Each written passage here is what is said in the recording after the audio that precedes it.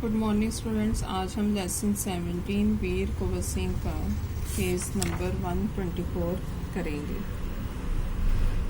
बाबू कुंवर सिंह ने अपने पिता की मृत्यु के बाद सन 1827 में अपनी रियासत की जिम्मेदारी संभाली। उन दिनों ब्रिटिश हुकूमत का अत्याचार चरम सीमा पर था। इससे लोगों में ब्रिटिश हुकूमत के खिलाफ भयंकर असंतोष उत्पन्न हो रहा था। कृषि, उद्योग और व्यापार का तो बहुत ही बुरा हाल था। रजवाड़ों के राज दरबार भी समाप्त हो गए थे। भारतीयों को अपने ही देश में महत्वपूर्ण और ऊंची नौकरियों से वंचित कर दिया गया था। इससे ब्रिटिश सत्ता के विरुद्ध देशव्यापी संघर्ष की स्थिति बन गई थी।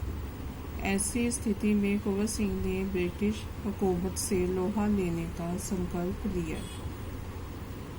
जगदीशपुर के जंगलों में बंसरिया बाबा नाम के एक सिद्ध संत रहते थे।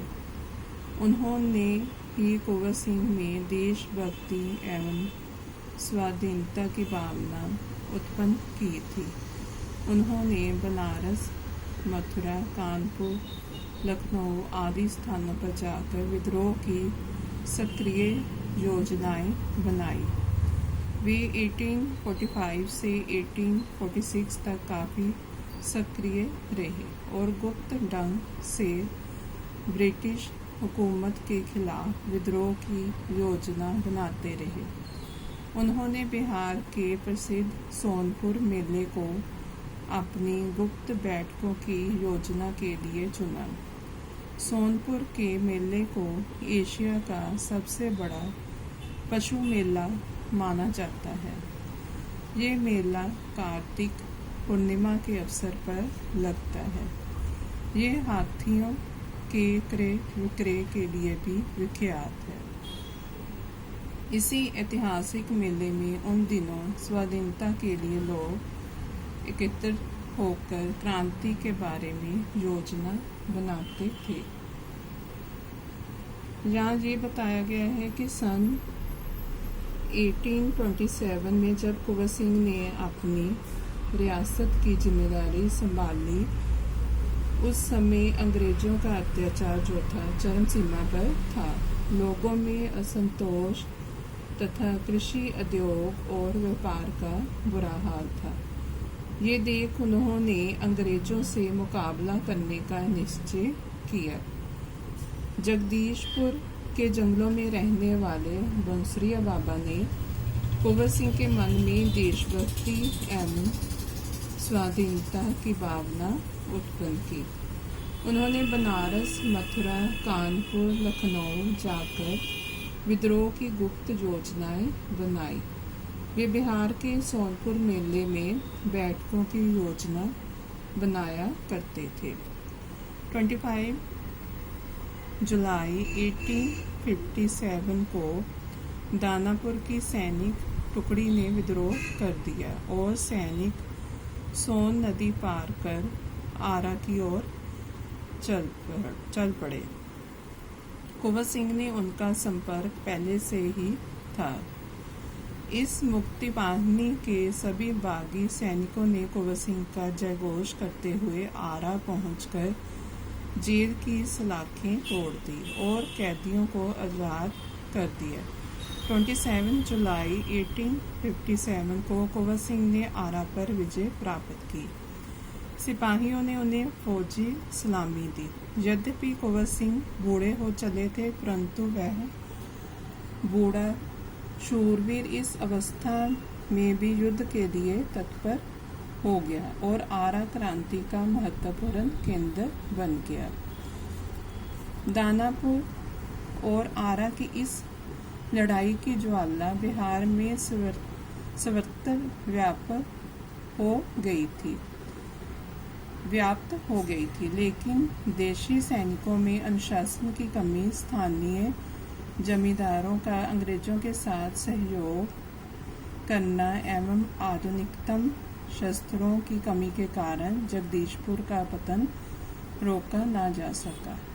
13 अगस्त को जगदीशपुर में कुंवर सिंह की सेना अंग्रेजों से परास्त हो गई, किंतु इससे वीरवर कुंवर सिंह का आत्मबल टूटा नहीं और वे भावी संग्राम की योजना बनाने में तत्पर हो गए। वे क्रांति के अन्य संचालक नेताओं से मिलकर इस आज़ादी की लड़ाई को आगे बढ़ाना चाहते थे।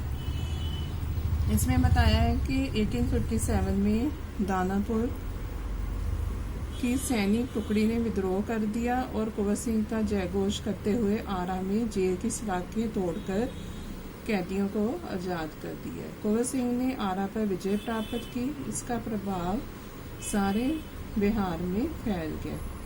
अनुशासन की कमी, जमींदारों का असहयोग, शस्त्रों की कमी के कारण जगदीशपुर में अंग्रेजी सेना से कुंवर सिंह की सेना हार गई, परंतु कुंवर सिंह निराश होने के बजाय भावी संग्राम की योजना बनाने में जुट गए। कुंवर सिंह सासाराम से मिर्जापुर होते हुए रीवा, कालपी, कानपुर एवं लखनऊ तक गए। लखनऊ में शांति नहीं थी, इसलिए बाबू कुंवर सिंह ने आजमगढ़ की ओर प्रस्थान किया। उन्होंने आज़ादी की इस आग को बराबर जलाए रखा। उनकी वीरता की कीर्ति पूरे उत्तर भारत में फैल गई। कुंवर सिंह की इस विजय यात्रा से अंग्रेजों के होश उड़ गए। कई स्थानों के सैनिक एवं राजा कुंवर सिंह की अधीनता में लड़े।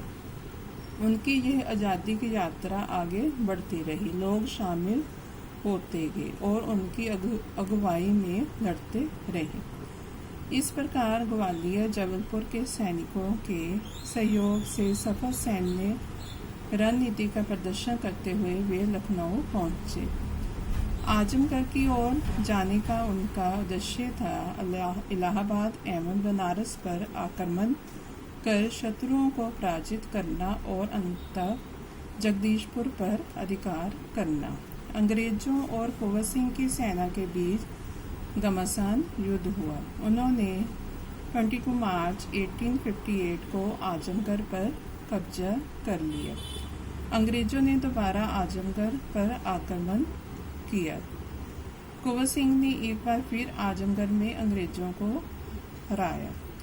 इस प्रकार अंग्रेजी सेना को परास्त कर वीर कुंवर सिंह 23 अप्रैल 1858 को स्वाधीनता की विजय पताका फहराते हुए जगदीशपुर पहुंच गए, किंतु इस बूढ़े शेर को बहुत अधिक दिनों तक इस विजय का आनंद लेने का सौभाग्य न मिला। इसी दिन विजय उत्सव मनाते हुए लोगों ने यूनियन जैक उतारकर अपना झंडा फहराया। इसके 3 दिन बाद ही 26 अप्रैल 1858 को ये वीर इस संसार से विदा होकर अपनी अमर कहानी छोड़ गया। इसमें बताया है कि कुंवर सिंह सासाराम से मिर्जापुर, रीवा, कालपी, कानपुर, लखनऊ होकर आजमगढ़ गए। उनकी वीरता भारत भर में फैल चुकी थी। लोग उनके साथ जुड़ते गए। उन्होंने अंग्रेजों से युद्ध किया। 22 मार्च 1858 को आजमगढ़ जीता और अंग्रेजों के आजमगढ़ पर आक्रमण करने पर दोबारा हराया और स्वाधीनता का झंडा फहराते जगदीशपुर पहुंच गए। छापामार युद्ध में कुंवर सिंह की मृत्यु 26 अप्रैल 1858 में हुई। उनकी वीरता के बारे में अनेक कहानियाँ प्रचलित हैं। आज हम यहाँ तक ही करेंगे और नेक्स्ट पेज हम नेक्स्ट वीडियो में करेंगे। थैंक्स।